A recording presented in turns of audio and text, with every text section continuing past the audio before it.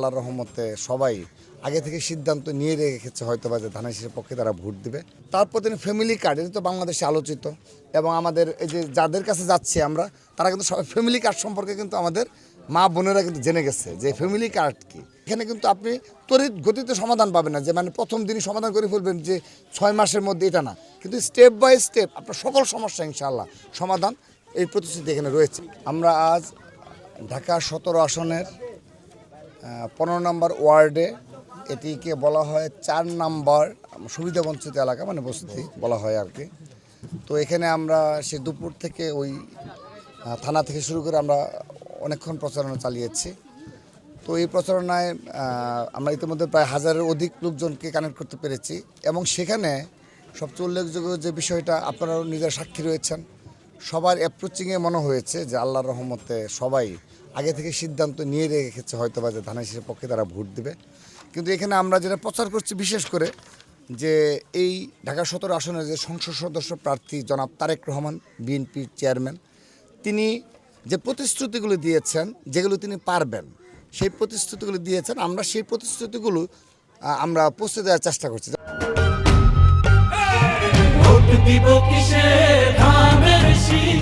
যেমন তিনি সুবিধাবঞ্চিত এলাকায় বলেছেন যে নগর স্বাস্থ্য কেন্দ্রের বিষয়টা সামনে নিয়ে এসেছেন, যেগুলো অতীতে আসলে কেউ এইভাবে সামনে নিয়ে আসেন এইসব এলাকায় বিশেষ করে। তারপর এই সুবিধাবঞ্চিত এলাকাগুলোতে তিনি প্রাথমিক বিদ্যালয়, শুধু বিদ্যালয় নয়, তিনি আমাদেরকে যেটা অবহিত করেছেন যেদিন আমাদের মিটিং হয়েছে, সেই মিটিংয়ে, যে তিনি শুধুমাত্র একটা প্রাথমিক বিদ্যালয় হয়ে গেল কোনো মতো চললো সেরকম না, সেখানে যেন টিচার, শিক্ষক যেন ঠিক মতো যেন থাকে, এবং যেন শিক্ষাদান কার্যক্রম যেন সঠিকভাবে পরিচালিত হয়, তিনি এই বিষয়গুলো মনিটরিং করবেন, যেহেতু তিনি এই আসন থেকে করছেন। তারপর তিনি ফ্যামিলি কার্ড, এটা তো বাংলাদেশে আলোচিত, এবং আমাদের এই যে যাদের কাছে যাচ্ছি আমরা, তারা কিন্তু সবাই ফ্যামিলি কার্ড সম্পর্কে কিন্তু আমাদের মা বোনেরা কিন্তু জেনে গেছে যে ফ্যামিলি কার্ড কী, এবং সেই ফ্যামিলি কার্ড নিয়ে তারা উচ্ছ্বসিত। এবং তিনি নিশ্চিত করেন এবং স্বাস্থ্যসম্মত বাসস্থান নির্মাণে যেটা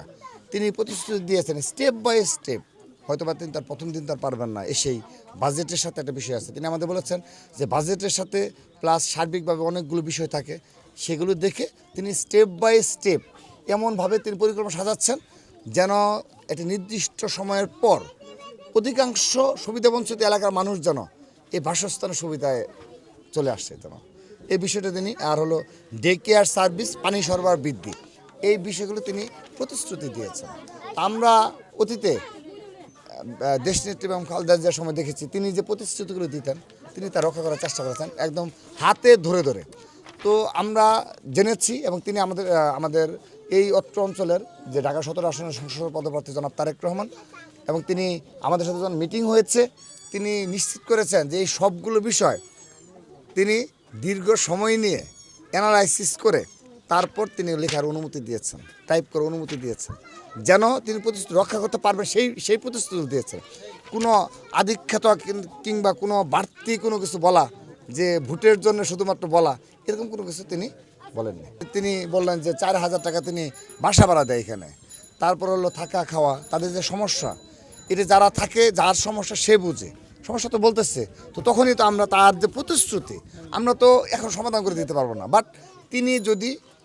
জনগণের ভোটে সংসদে হতে পারেন আল্লাহর রহমতে, তাহলে তিনি এই বিষয়গুলো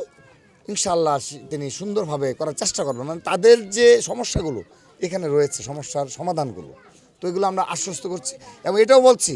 যে এখানে কিন্তু আপনি তড়িৎ গতিতে সমাধান পাবেন না, যে মানে প্রথম দিনই সমাধান করে ফেলবেন যে 6 মাসের মধ্যে, এটা না, কিন্তু স্টেপ বাই স্টেপ আপনার সকল সমস্যা ইনশাআল্লাহ সমাধান, এই প্রতিশ্রুতি এখানে রয়েছে, এবং তারাও সেটি খুশি মনে অ্যাকসেপ্ট করছে।